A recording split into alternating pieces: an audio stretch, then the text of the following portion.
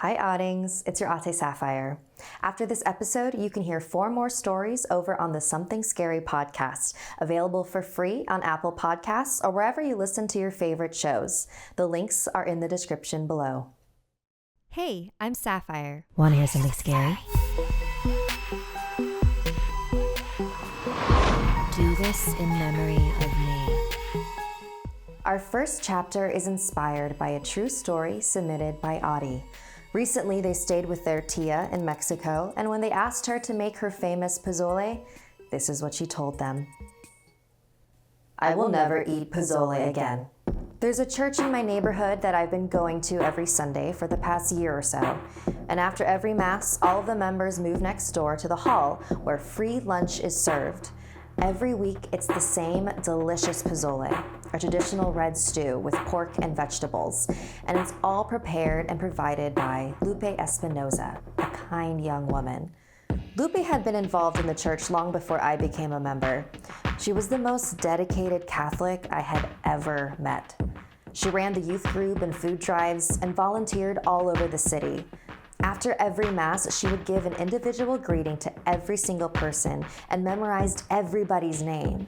Everybody practically worshipped her, especially her husband, Eduardo. He was also involved in the community, but even he knew he wasn't as beloved as Lupe. Personally, I was always slightly creeped out by how intense they were. Lupe never broke eye contact with you when you were speaking, and Eduardo treated Lupe like she was a god. His wife seemed to be his proudest achievement. But they both did so much good in the community, it felt wrong to think ill of them, even though they both seemed a little off. One thing was for sure, their pozole was divine. One Sunday, I woke up late and forgot to eat breakfast before heading to Mass.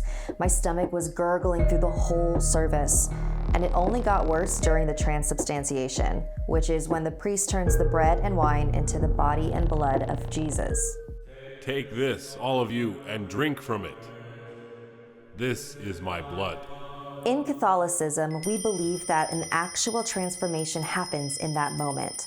That is actually Jesus' body and blood that we are about to consume. We believe that it brings us closer to God. Do this in memory of me. The second Mass was over, I rushed over to the hall to get in line for food. Maybe it was because I was extra hungry that day, but the pozole was even better than I remembered. I had always prided myself for my cooking skills, especially my own pozole recipe, but the Espinosas had me beat. I decided to ask Lupe about it. Your pozole is the best I've ever had. What's your secret? Lupe stared into my eyes, smiled, and delicately placed a hand on my shoulder. Just God's love. The following Sunday, I went to Mass as usual, but the Mass was not as usual. It was a memorial service for Lupe. During the week, the youth group went on one of those home building trips, like Habitat for Humanity, and a large metal crossbeam fell right on top of Lupe.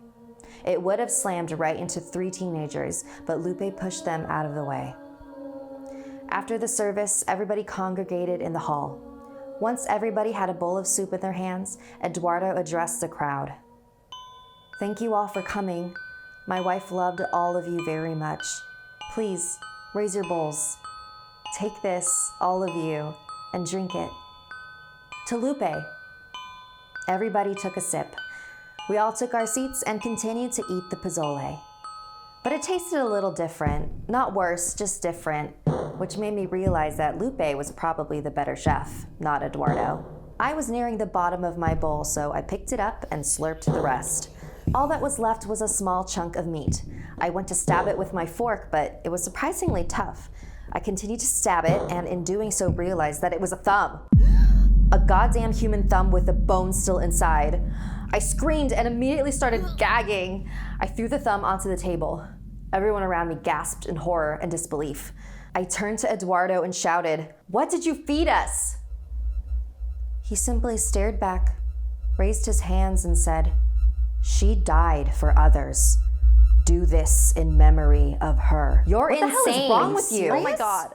Angry shouts echoed throughout the hall as people began vomiting everywhere. We held Eduardo in that room until the police came. I didn't do anything wrong. You should be grateful. We're all closer to God. Want more Something Scary? You can hear 4 more stories over on the Something Scary podcast, available for free on Apple Podcasts or wherever you listen to your favorite shows. The links are in the description below.